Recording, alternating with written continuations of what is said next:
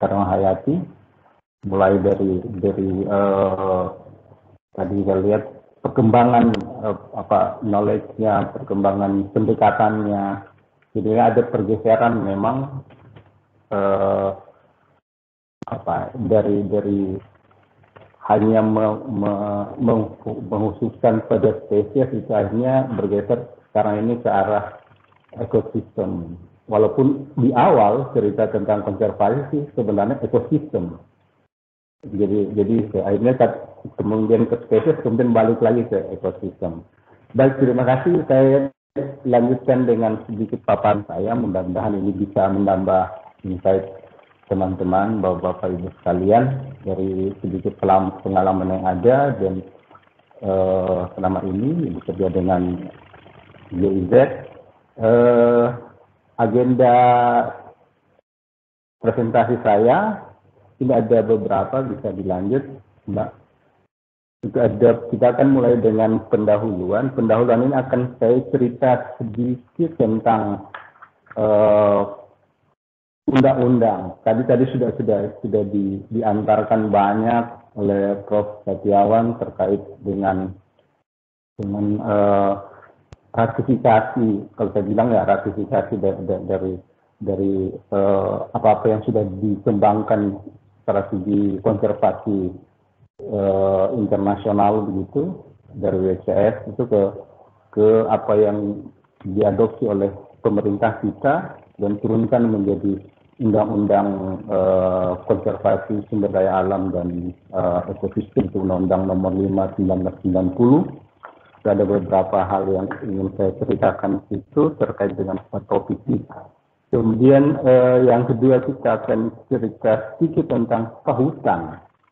Saya cerita tentang keanekaragaman hayati, terus kenapa hutan menjadi salah satu focal point untuk kita perlu bahas begitu.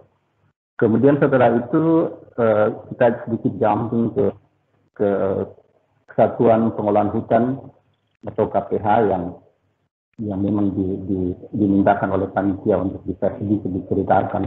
Untuk ini mungkin saya juga akan ada sedikit landasan aturan Undang-Undang 41 juga yang coba direfer juga, sehingga kita tetap pada koridor peraturan perundangan. Kemudian setelah itu kita akan lanjut dengan konservasi hutan dan biodiversitas KPH, kemudian contoh-contoh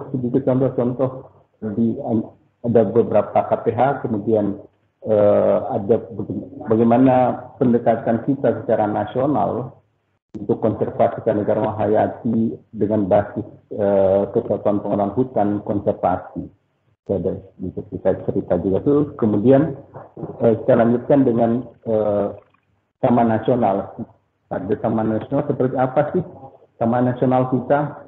Mungkin saya kasih contoh 1-2 Taman Nasional yang pernah kami ikut untuk dalam proses penguatan kapasitasnya. Ada Taman Nasional Lorlindo, mungkin akan kita juga cerita tentang Danau Sentarum ataupun juga Betung Trihun misalnya. Ada hal-hal yang itu. Kemudian di antara Taman Nasional akan kita sedikit cerita tentang zonasi, tentang kemitraan konservasi, terus evaluasi efektivitas pengelolaan. Setelah itu kita akan cerita tentang cagar biosfer. Jadi ada pergeseran yang diceritakan oleh Prof. Setiawan dari hanya konservasi, kita hanya cerita tentang perlindungan kawasan atau konservasi di dalam kawasan hutan misalnya untuk Taman Nasional atau cagar alam atau yang sejenisnya, itu ke hal lebih broad yang coba mengkoneksikan antara kawasan konservasi itu dengan kawasan lain di luarnya, di sekitarnya, seperti itu. Karena ini sangat penting dilakukan untuk bisa lebih menjamin keberadaan spesies-spesies atau balik spesies ya, untuk mereka tetap bisa eksis dan berang untuk jangka yang lebih panjang. Karena apabila kita hanya terfokus pada konservasi kawasan saja, kawasan konservasi saja, tidak melingkan dengan kawasan sekitarnya, ini sama dengan kita istilahnya apa ya, mengkonservasi pulau begitu, seperti itu sangat terbatas. Dan ya teman-teman juga tahu bahwa kita tidak bisa melarang misalnya orang hutan untuk jangan berpindah dari Taman Nasional Betung Kerihun ke kawasan KPH Kapuas Hulu misalnya, nggak bisa. Suka-suka mereka lah mana bu. Sama juga dengan kalau di Sulawesi Tengah kita nggak bisa bilang bahwa Anoa, hei Anoa, kamu jangan lewat dari batas Taman Nasional Lindung. Jangan ke KPH Kulawi misalnya, nggak boleh, mereka nggak ngerti sebenarnya itu, dan memang kita nggak bisa membatasi itu. Sehingga memang sangat penting untuk memberi formula agar supaya konservasi biodiversitas di kawasan konservasi itu bisa link dengan pengelolaan kawasan di sekitarnya. Ya, seperti kita akan cerita tentang itu. Kemudian kita akan cerita tentang bagaimana apa yang sudah kita lakukan ini, kontribusinya ke SDGs itu seperti apa? Seperti itu. Itu kita bisa lanjut dengan ini, bahwa kalau kita lihat sudah diamanatkan sejak awal sebenarnya, ya, sejak awal itu cukup lama, 1990, dan sebelumnya sebenarnya kita juga punya undang-undang kehutanan yang juga tahun 60-an itu yang juga menjadi referensi untuk undang-undang 59 ini. Ini ada hal yang ingin saya tekankan di sini, bahwa kalau kita cerita tentang konservasi itu, konservasi itu adalah satu usaha untuk pengolahan sumber daya alam hayati. Itu gunanya untuk bisa meningkatkan kualitas keanekaragaman hayati dan nilainya. Saya ingin tekankan itu, bahwa apa yang dilakukan dalam usaha konservasi berdasarkan amanat dari Undang-Undang 45, Undang-Undang Nomor 90 ini adalah selain untuk menjaga, juga dia untuk pemanfaatan yang berkelanjutan, tadi sudah disinggung juga oleh Pak Prof. Setiawan, dan yang lainnya adalah untuk meningkatkan kualitas dari keanekaragaman hayati itu, kualitas dan nilai. Sehingga memang kalau saya bisa jamin sedikit ke peningkatan nilai, misalnya tadi di penutup dari kuliah Prof. Setiawan, itu ada ekoturisme misalnya. Itu adalah salah satu peningkatan nilai kalau kita lihat, ya, dan usaha konservasi.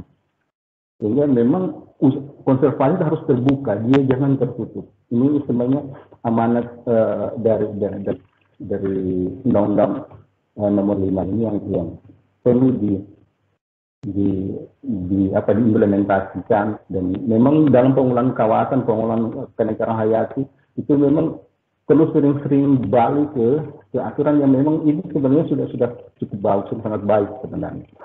Kemudian hal lain kalau kita lihat di Undang-Undang 5 ini juga, itu adalah bahwa cerita konservasi atau perlindungan keanekaragaman hayati bisa dilanjut, Mbak.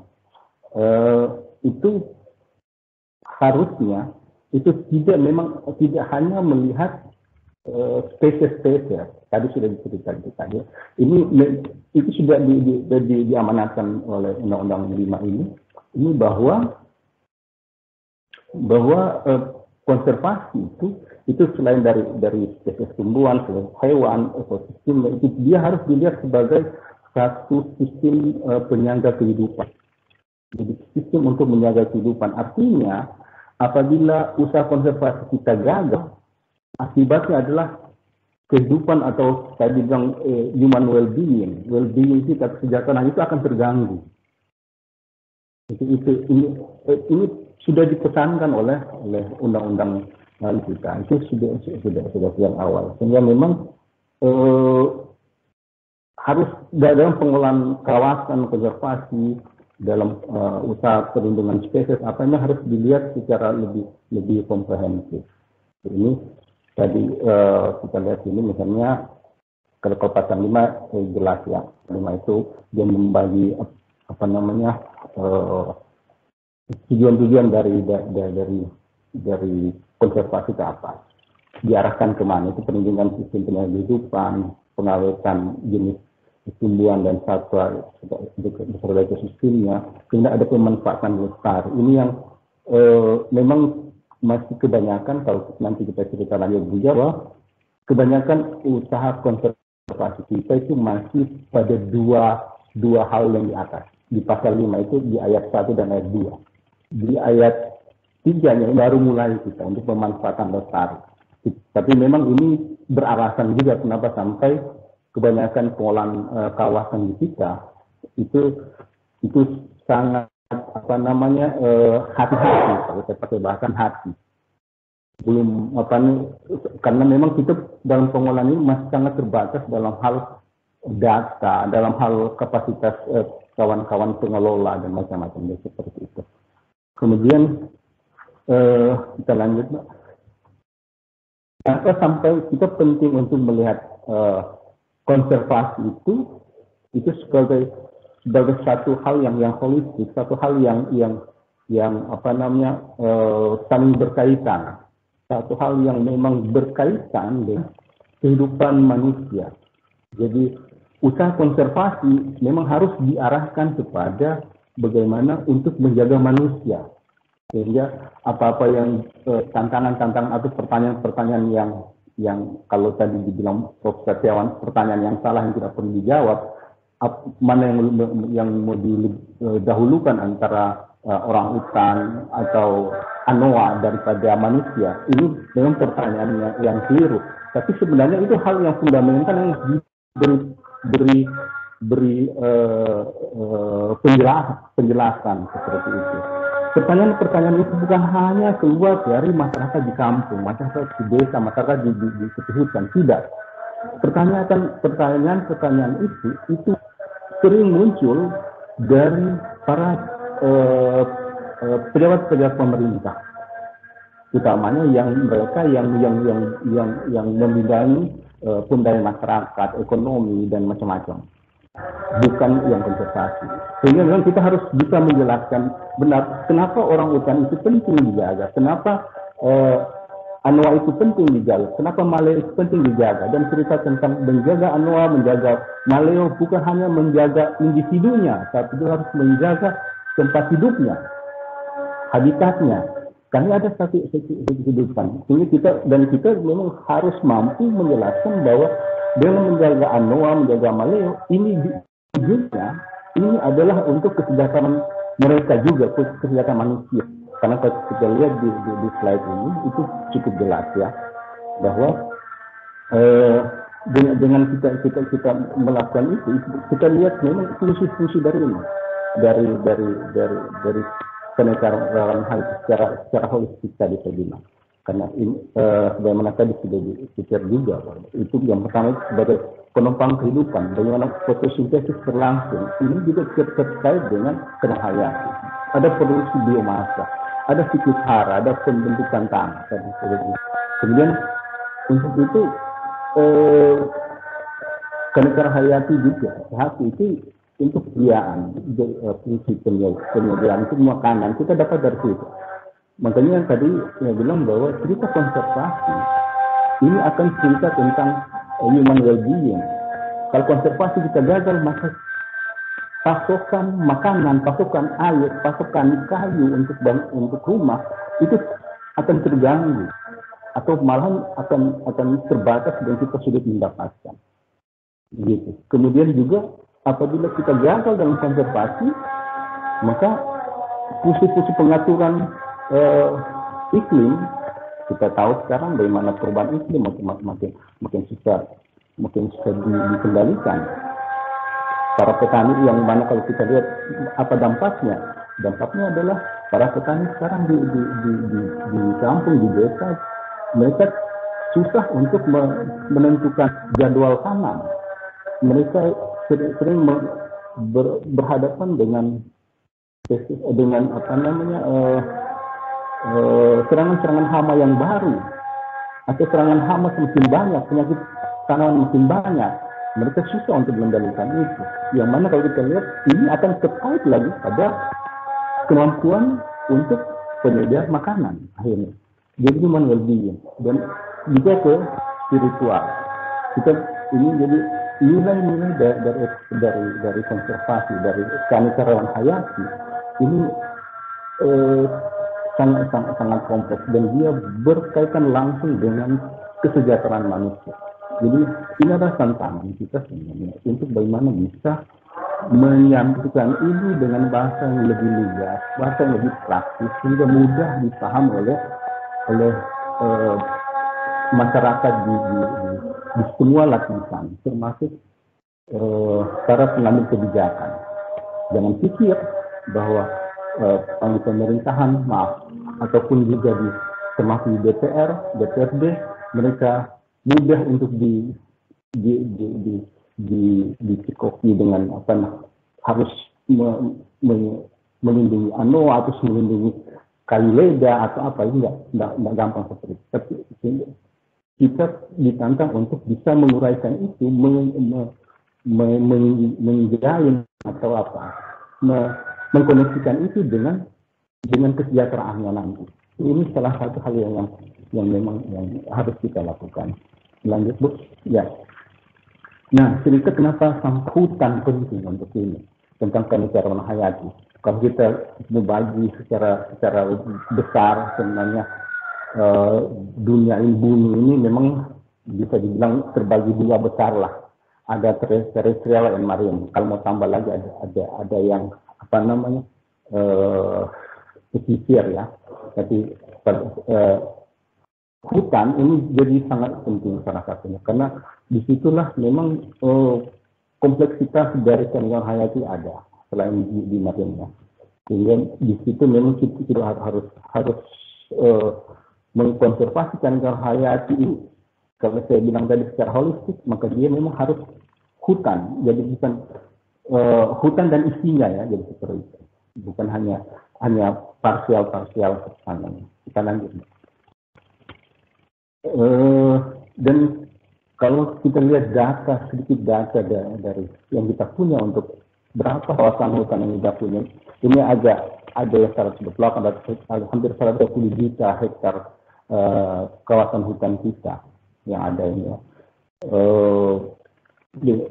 Hasil studi banyak dari lembaga-lembaga internasional ataupun dari Kementerian LHK sendiri, itu memang sudah kita bisa kalau bilang berbangga ada pada ranking 3 dunia untuk kepemilikan rainforest ada, dan itu sebenarnya sudah secara tata ruang itu sudah diterbagi. Itu mana untuk hutan pembukian, hutan lindung, ada hutan terbatas, sampai dengan hutan konservasi sudah ada. Jadi sudah ada. Ini baiknya sebenarnya di kita di secara nasional itu sudah ada pembagian ini untuk tata ruang. Tinggal bagaimana kita sebenarnya mengelola berdasarkan ini. Dan lanjut, ternyata kalau walaupun kita lihat tadi dengan luasan dari kawasan konservasi, hutan konservasi kita sekitar 27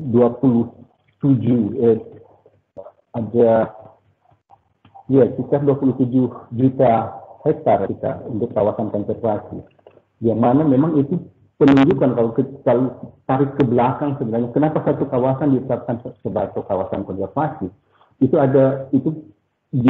diawali dengan studi-studi yang dilakukan secara cermat, secara teliti dengan series data yang cukup. Itu akhirnya ada kesimpulan bahwa di kawasan ini harus dikonservasi karena nilai-nilai biodiversitasnya sangat tinggi. Tapi ternyata sekarang ini berdasarkan studi yang baru juga, spesies-spesies yang penting untuk dilindungi itu ditemukan sekitar 70% dari mereka populasinya itu ditemukan justru di luar kawasan konservasi. Ini jadi tantangan kita sebenarnya. Ini yang nanti kita cerita kenapa sampai menghubungkan antara kawasan konservasi dengan non kawasan konservasi jadi sangat penting. Ini makanya kalau kita lihat kenapa pemerintah itu mengarahkan pengolahan hutan itu kepada pembentukan satuan pengolahan di tingkat tapak, dalam hal ini KPH yang kita tahu, itu sebenarnya salah satunya itu untuk menjawab bahwa secara tidak langsung ya, atau disadar atau tidak disadar, sebenarnya untuk menjawab ini juga bahwa kawasan hutan kita harus dikelola dengan baik dari tingkat tapak, dari tingkat tapak. Disitulah dia, bukan hanya di pengurusan asimilasi yang beberapa tahun, puluhan tahun kita jalani begitu. Ternyata ini sudah diamanatkan juga oleh Undang-Undang 41 beberapa tahun yang lalu ya, itu bahwa memang kita harus membentuk KPH. Dan kalau kita lihat dari pasal 3 dari KPH ini, dari Undang-Undang 41 ini, itu searah juga nih apa yang disampaikan oleh Prof. Satriawan itu, bahwa ini adalah untuk kemakmuran rakyat yang berkeadilan dan berkelanjutan.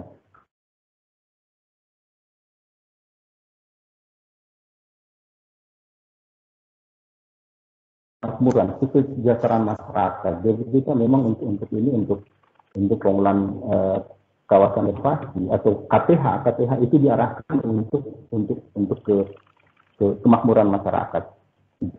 Dan di situ ada fungsi konservasi yang juga harus dijalankan. Ini di ayat B-nya itu ada mengoptimalisasi aneka fungsi hutan, yaitu fungsi konservasi, fungsi dan fungsi produksi. Jadi ini ada mencapai manfaat lingkungan sosial, budaya, dan ekonomi yang seimbang dan lestari. Walaupun memang ini tantangannya sangat besar. Bagaimana memang kita bisa secara seimbang dan lestari, dan ada kemanfaatan yang memang tangible untuk masyarakat, untuk daerah, untuk negara juga. Kita lanjut, Mbak. Kemudian masih terkait dengan KPH ini, pengurusan KPH ini sudah clear di undang-undang kita itu, di Undang-Undang 41 itu untuk pembentukan wilayah hutan. Terus di situ memang ada KPHP, ada KPHP, ada KPH dan KPHK. Kita lihat kalau ininya ya. Ini dan walaupun maaf di slide ini kita lihat bahwa itu masih ada kabupaten dan kota gitu. Tapi ini dengan adanya Undang-Undang 23 2014 ini pengurusan dari kawasan hutan kita itu ke provinsi langsung, jadi seperti itu. Jadi tidak lagi ke kabupaten kota, walaupun faktanya tidak koordinasi komunikasi tetap harus berlangsung. Tanpa itu tidak akan berjalan. Kita lanjut. Nah, tantangannya adalah setelah kita punya KPH, ada KPH produksi, ada KPH lindung. Itu yang banyak ya. Pertanyaannya, apakah mungkin konservasi hutan dan konservasi biodiversitas kita itu tercapai? Gitu. Ini memang pertanyaan boleh jadi dibilang pertanyaannya salah juga mungkin ya. Ya. Karena kalau kita refer lagi ke Undang-Undang 41 tadi, bahwa sebenarnya dengan KPH itu untuk justru mengoptimalkan fungsi hutan. Fungsi hutan termasuk di situ adalah fungsi konservasi. Jadi harusnya iya. Sehingga Cuma pertanyaan bagaimana sebenarnya. Jadi pertanyaannya bukan mungkinkah, tapi bagaimana. Jadi segitu. Ini saya buat pertanyaan, tapi harus direvisi sendiri akhirnya. Jadi seperti itu. Caranya adalah dengan memang dari awal selanjutnya. Awal itu memang ada perencanaan hutan yang baik. Dan kami di Portland, di Gagas Portland memang dapat amanat dari pemerintah Indonesia atau dalam hal ini dari KLHK, bukan amanat, mandat atau apalah istilahnya ya, bahwa Gagas Portland itu membantu KLHK dalam pembangunan KPH. Seperti apa sih dari bisa membantu? Jadi memang mulai dari rancang bangun, terus pengusulan, terus dalam pembuatan atau pembentukan keorganisasian, capacity building, penguatan kapasitas dari teman-teman di KPH. Jadi banyak pelatihan di-provide oleh Portland dan untuk menjalankan mandat tadi. Jadi Bapak Ibu, GIZ Portland memang kebanyakan bekerja untuk building kapasitas, penguatan kapasitas dari teman-teman di KPH. Dan itu termasuk juga dalam hal policy, dalam hal aturan. Jadi memang Portland itu banyak mendukung atau ada mendukung Kementerian LHK itu dalam merumuskan beberapa aturan untuk operasionalisasi, untuk memungkinkan KPH kita itu operasi bisa berfungsi. Ada bagaimana kita bisa mengidentifikasi kebutuhan di KPH, termasuk membuat RP, rencana pengolahan hutannya seperti apa, bagaimana melakukan inventarisasi sampai pada penyampaian hasil misalnya dengan tim pasdok. Jadi itu seperti itu. Nah, ini beberapa hal yang saya contohkan sebenarnya. Balik ke bagaimana sebenarnya dengan adanya KPH, konservasi hutan, konservasi kenegaraan hati atau konservasi itu bisa dicapai. Itu salah satu-satunya yang paling mungkin harus diawali dengan ada data tentang apa yang kita punya dulu. Dan ini memang jadi tantangan besar kita, bagaimana kita bisa mengumpulkan data tentang apa yang kita punya di KPH. Maka harus dimulai dengan studi dan inventarisasi hutan. Itu ada, dan kita cerita inventarisasi bukan hanya cerita tentang kayu, tapi juga dengan hasil hutan dan kayu. Non kayu juga perlu dilakukan studi. Kemudian dari situ bisa diturunkan jadi rencana pengolahan KPH-nya, ada blocking, atau kompartemen.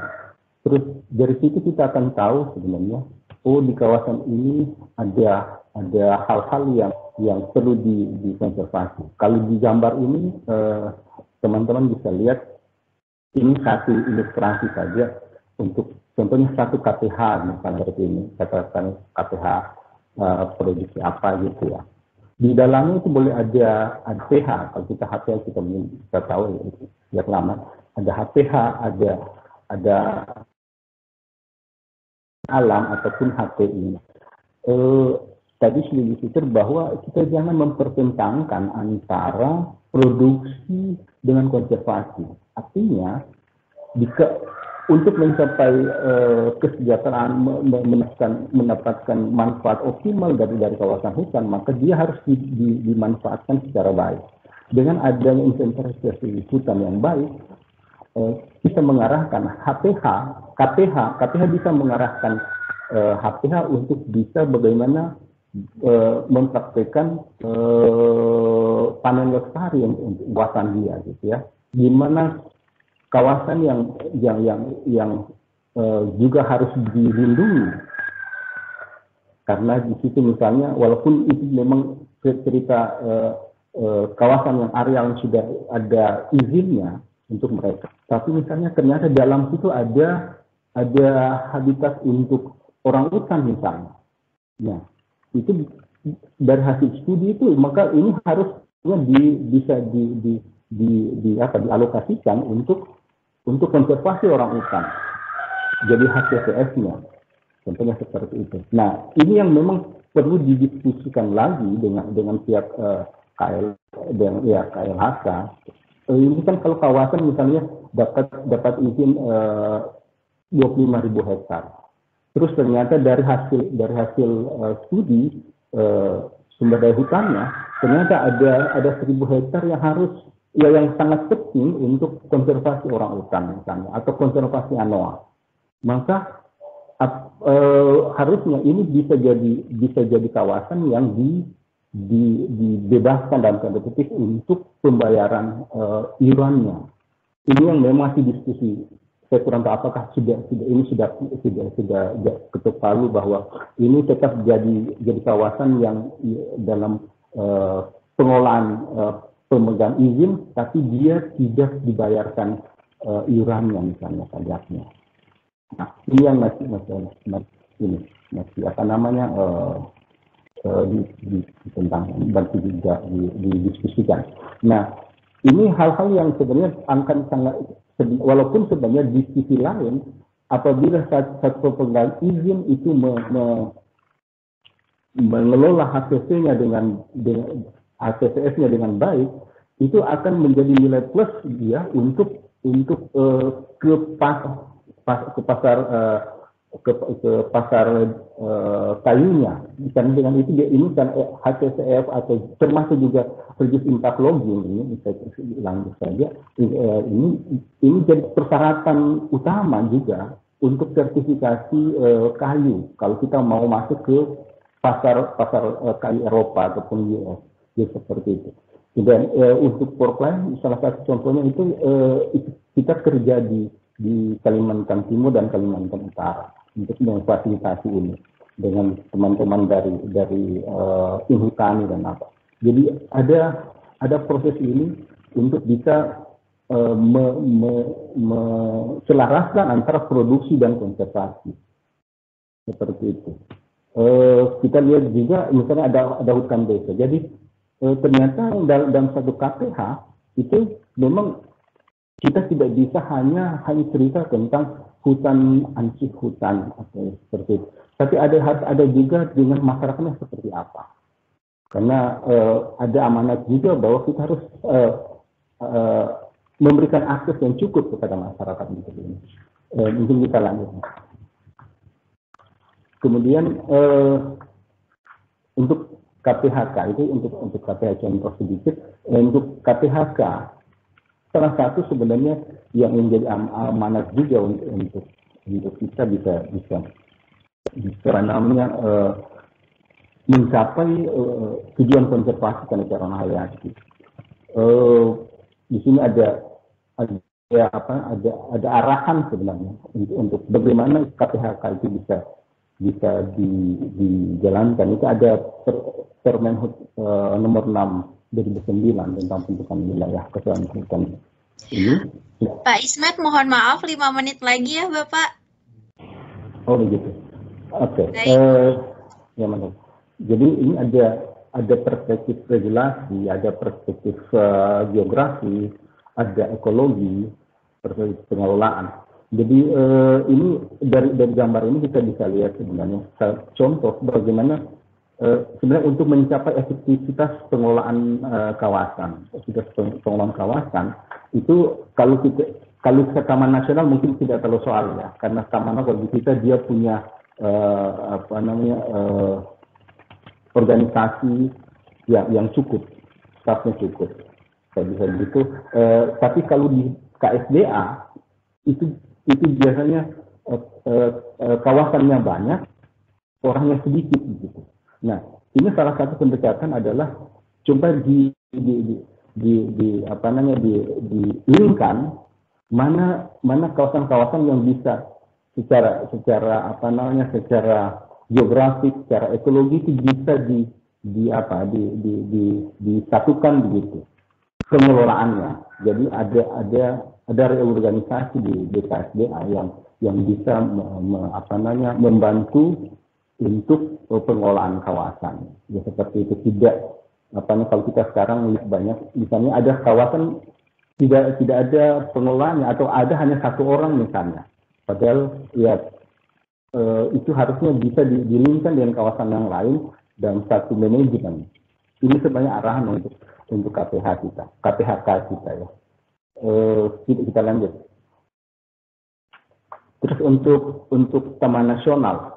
Nah, cerita Taman Nasional ini hal yang cukup cukup seperti juga kalau kita tentang ini, karena di Taman Nasional ini banyak hal yang lebih maju sebenarnya yang diimplementasikan oleh kita dan oleh pemerintah kita, kalau saya bilang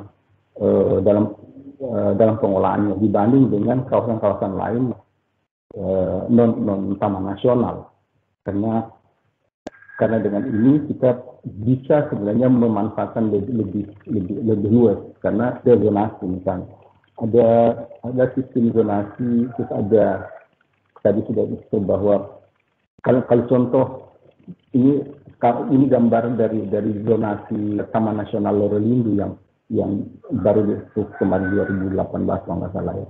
Ini adalah hasil pengintegrasian antara kepentingan masyarakat di desa sekitar ke dalam Taman Nasional. Jadi awalnya tidak ada zona tradisional, tapi sekarang akhirnya ada sekitar 25.000 area untuk zona tradisional dari masyarakat. Ini adalah terbelakang yang cukup panjang sebenarnya. Kenapa sampai itu? Ini sejak tahun 2001 itu kita memfasilitasi untuk ada jembatan konservasi yang kemudian sekarang ini jadi ada kemitraan konservasi jadinya. Kemudian yang lain yang difasilitasi oleh Forkland juga adalah untuk evaluasi efektivitas pengolahan kawasan ini. Nah, kita akan cerita lanjut itu nanti. Kemudian ya, ini salah satu contoh sebenarnya untuk zonasi. Ini kalau kita zonasi ada paling tidak ada dua, walaupun sekarang ada aturan yang baru yang untuk ini ada Permen 76 2015. Jadi saya sengaja mengikuti ini. Ada hal yang terjadi waktu kami membantu memfasilitasi proses zonasi dari Taman Nasional Danau Sentarung. Ini kita lihat tidak ada untuk pasal 7 dan pasal 16 ya, pasal 7 dari Permen 56 itu ada ketentuan untuk zona tradisional. Nah, ini ada hal yang kemarin cukup alot kita diskusikan di sana. Kenapa? Kalau kita cerita tentang Taman Nasional Danau Sentarung misalnya, itu ada sekitar 10 desa yang berada di dalam Taman Nasional, yang mana mereka sudah ada sebelum kawasan ini ditetapkan. Dan karena sudah di dalam, maka otomatis semua kebutuhan sumber daya alam yang kayu dan itu untuk rumah, untuk perahu, itu mereka ambilnya dari kawasan di sekitar situ. Artinya Taman Nasional. Nah, waktu memfasilitasi proses zonasi, ini setelah ada draft, kami berdiskusi dengan pengelola pada waktu itu, tahun 2012 kalau nggak salah. Itu saya memberikan saran kepada mereka untuk kita perlu ada kesepahaman dulu tentang apa yang bisa ditawarkan, apa yang bisa, apa yang tidak kepada masyarakat sebelum kita ke sana ke masyarakatnya, sehingga kita tidak berdebat nanti di tingkat masyarakat. Nah, tapi sayangnya ternyata pada waktu diskusi itu justru yang berdebat adalah saya dengan pihak pengelola kawasan pada waktu itu, kan kita susah untuk dapat titik temunya karena alasannya adalah bahwa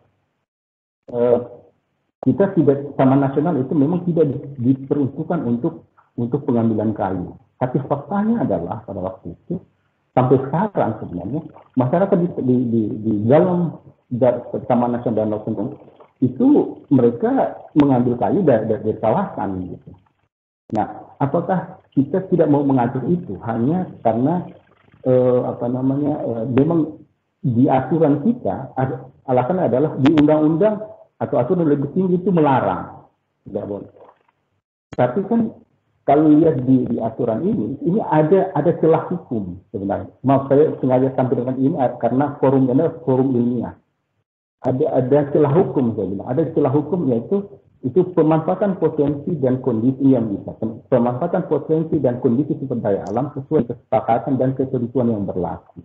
Jadi kita perlu membuat kesepakatan dengan masyarakat di desa tentang gimana dan bagaimana mereka mengambil itu, dan apa yang harus mereka lakukan untuk menjaga kelestarian. Ini penting. Karena pada waktu yang sama sebenarnya ada penangkapan illegal logging di sekitar situ yang dilakukan oleh orang dari luar Taman Nasional justru.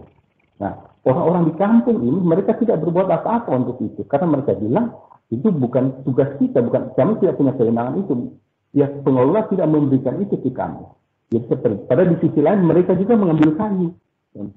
Nah, itu perdebatan cukup panjang. Saya kurang tahu seperti apa lanjutannya. Tapi syukur dengan sebenarnya ada, saya baca lagi di P76 2015 untuk zona tradisional, itu pemanfaatan tradisional dan kondisi sumber daya alam oleh masyarakat secara tradisional. Padahal di tahun 2012 sebelum ada P76 ini kita diskusi panjang itu, mungkin karena itu ada penyesuaian regulasi ini. Karena memang kita tidak bisa menutup mata terhadap itu.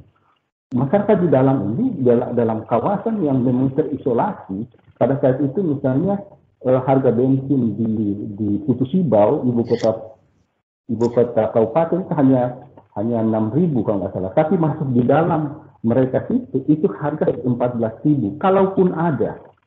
Sehingga pada saat itu pengelola kawasan bilang, mohon maaf Pak Ismet, waktunya sudah menunjukkan 11.45. Ini mau seperti apa Pak Ismet? Mungkin kalau masih jauh bisa diberikan resume-nya mungkin sebelum kita masuk ke open session discussion. Baik. Terima kasih Pak Ismet. Terima kasih. Kalau bisa dilanjut saja. Dilanjut sedikit saja. Ini tentang kesepakatan konservasi. Dibalik dulu, pulang dulu sedikit satu slide. Nah, ini hanya ilustrasi bahwa ini sebenarnya ini contoh ilustrasi untuk Taman Nasional Lorelindo yang terjadi juga sebenarnya hampir sama dengan taman nasional lain, bahwa kawasan konservasi kita itu berbatasan langsung dengan desa di banyak kasus ya. Kalau kita sini, kalau Lorelindo itu ada 78 desa yang berbatasan langsung, yang mana mereka juga mengklaim bahwa mereka punya areal adat di dalam kawasan. Jadi soal juga. Kita lanjut aja. Makanya itu ada lanjut. Nah, ini ada kesepakatan di tengah saja. Dilanjutkan. Ya, ini ada pada tahun 2001 kemarin itu kita coba fasilitasi kesepakatan konservasi untuk memfasilitasi itu. Karena masyarakat interaksi mereka di kawasan itu sangat tinggi untuk ini. Makanya saya ilustrasikan dengan ini bahwa dengan sebenarnya dengan adanya kesepakatan itu paling tidak kita bisa menjaga perambahan itu atau pengambilan sumber daya hutan itu tidak berlanjut begitu, tidak meningkat. Jadi paling tidak ada di garis yang biru itu ya, karena pada fakta perambahan ada. Jadi seperti kita tindakan, maka kerusakan tingkat gangguan akan semakin jadi garis itu merah itu ya, itu merah. Nah, dengan kesepakatan harapan kita sebenarnya ini ada di perambahan tidak meningkat, artinya kita bisa mengelola itu. Hanya saja memang perlu ada penguatan di tingkat pengelola untuk lebih menjaga ini. Kita lanjut saja saja. Lanjut ke ini efektif kita bisa cerita nanti. Lanjut saja. Nah, ini cagar biosfer. Ini tadi yang saya bilang bahwa cerita tentang konservasi itu harus bisa mengkaitkan dengan kawasan di sekitarnya. Dan ini sudah ada amanat dari Undang-Undang Nomor 5 di pasal 18 untuk kerjasama konservasi internasional sebenarnya. Dan ini sebenarnya terkait dengan kalau SDGs itu nomor 17-nya. Saya coba tulis itu ya. Lanjut.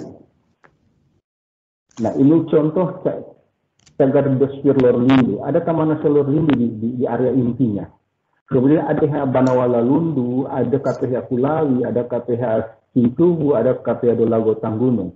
Ini ada link antara kawasan-kawasan ini. Jadi seperti itu yang sehingga upaya konservasi taman ini spesies dalam itu bisa lebih baik, bisa menjangkau waktu lebih panjang seperti itu. Lanjut. Nah, ya ini contoh yang kita lakukan ya. Ya. Lanjut aja. Ini jadi kali ini ya saya coba menjelaskan dengan apa yang kita lakukan itu, kita berkontribusi ke SDGs yang mana sih? Walaupun kalau kita SDGs itu secara sendiri-sendiri dia penting, tapi sebenarnya dia saling terhubung. Kita lanjut ya.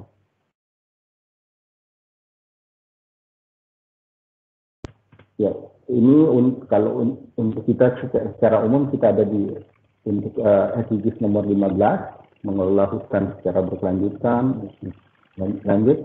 Kemudian ternyata kita juga berkontribusi pada mengakhiri kemiskinan dalam semua bentuk di semua tempat, karena dengan pendekatan sebenarnya layanan ekosistem services tadi, ya. Ini ke standar karena di cagar biosfer itu kita memang mendukung juga untuk bagaimana processing kopi, processing coklat itu dengan petani-petani ibu-ibu, yang mana mereka dari pengakuan mereka itu bahwa selama mereka tidak tahu bagaimana rasa coklat yang mereka tanam. Tapi dengan kegiatan ini, mereka bisa rasa, oh iya coklat kita, dan mereka bisa jual. Lanjut.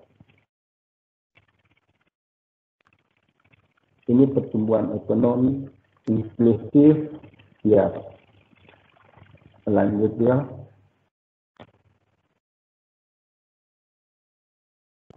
Ya, jadi ini hanya sekelumit sebenarnya. Dengan kegiatan yang ada, kira-kira SDGs nomor berapa sebenarnya kita yang terkait dengan itu. Saya kira itu saja. Terima kasih, mohon maaf waktunya.